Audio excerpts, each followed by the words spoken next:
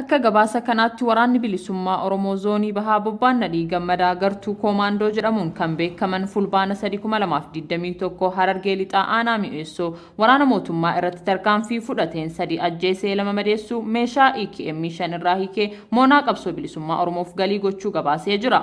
Achuma aanaa mi'eessoo fulbaana 2021 waraanni bilisummaa Oromoo gartuun koomaandoo waraana mootummaa naannoo sanatti bobba'ee jiru irratti tarkaanfii fudhateen 9 ajjeesuun 10 madoon gaggeessuudha kan beeksise.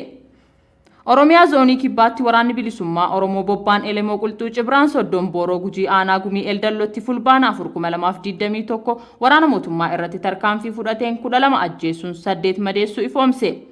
Fulbaana 2021 achuma aanaa Gumii Eldallotti waraanni bilisummaa Oromoo Cibraan Soddoon Booroo konkolaataa 5 kan waraana mootummaa Irreessa Liibanburii irraa fe'ee deemaa ture irratti tarkaanfii fudhateen waraana mootummaa irraa 16 ajjeesuun 21 madeessuu beeksise.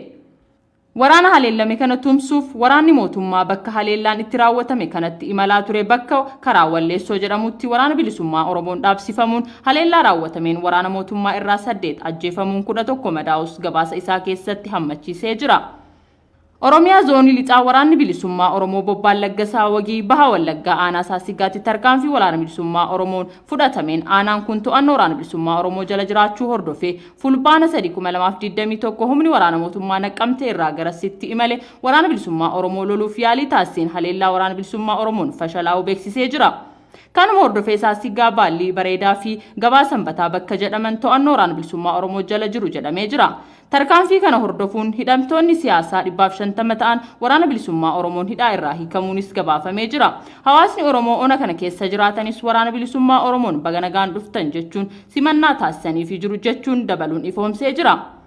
Fulbaana 2021 waraanni bilisummaa Oromoo zoonii lixaa Cibraan Odaa Bulluq Horroo Guduruu Wallaggaa Shaambuutti kaampii waraana mootummaa irratti haleellaa raawwateen waraana mootummaa irraa 49 ajjeesuu dubbii himaan hooggansa olaanaa ABO Waboo beeksisee jira.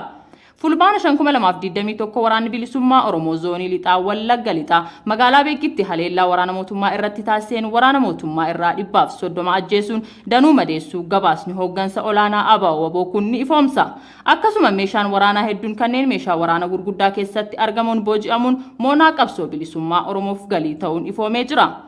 Fulbaana 2021 waraanni bilisummaa Oromoo Cibraan Odaa Bulluq Horroo Guduruu Wallaggaa Shaambuu bakka Lakkuu jedhamu magaalaa Shaambuu irraa kiiloomeetira 10 irratti argamtu haleellaa waraana mootummaa irratti raawwateen waraana mootummaa irraa 20 ajjeesuu gabaasan kunniin ni eeru.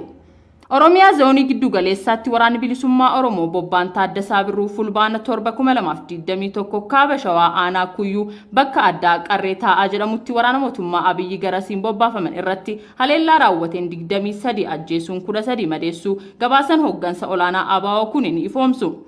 Gama waraana bilisummaa Oromootiin miidhaan qaqqabe wanti beekame hin jiru. Dhimma kana ilaalchisee mootummaan Itiyoophiyaa waan jedhe hin qabu.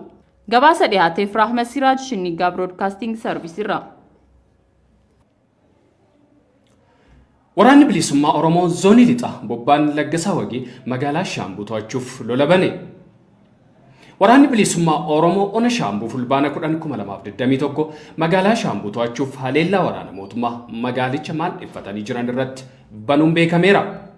Haleellaa kana dursee fulbaana 9 magaalaa Shaambuu marsee buluun isaa ka beekame waraanni bilisummaa Oromoo lola waraana mootummaa waliin geggeesse kanaan waraana mootummaa hedduu ajjeesuun isaa ifoomeera.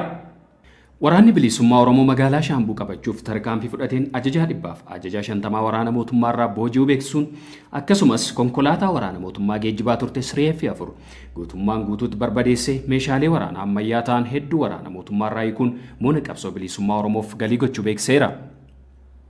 Lola kana hordofee daandileen cufamanii turuun kan himame waraanni bilisummaa Oromoo naannoo Lakkuu jedhamutti waraana mootummaatti ulaa cufee haleellaa raawwachuunis barameera. Yeroo ammaa naannoon magaalaa Shaambuu guutummaa guutuutti to'annoo waraana bilisummaa Oromoo jala jiraachuunis himamaa jira. Waraanuma geggeeffame kana hordofee mootummaan Itiyoophiyaa sodaa guddaa keessa kan gale guyyaa kaleessaa jechuun fulbaana 2021 hamboo eegalee aaga Naqamteetti intarneetii addaan kutee turuusaa jiraattonni naannoo Shinnigaa himaniiru. Akkasuma haleellaa waraanni bilisummaa Oromoo raawwate kana hordofee uummanni Amboo hanga Shaambuu tooftaalee garaagaraatti dhimma ba'uun waraana bilisummaa Oromoof deeggarsa taasisaa turuunis beekameera. Oduma waraana bilisummaa Oromootiin waraanni bilisummaa Oromoo zoonii kibbaa Cibraanu Daadolaa fulbaana 2021 Gujii Ba'aa Goorodoolaa ganda Madhadunuun jedhamutti haleellaa waraana mootummaa irratti raawwateen meeshaa waraanaa AK-8 boojuu beekseera. Ganama kana jechuun fulbaana 11 achuma aanaa Goorodoolaa ganda Gofaa Yamaa'ootti tarkaanfii waraana mootummaa irratti fudhateen waraana mootummaa irraa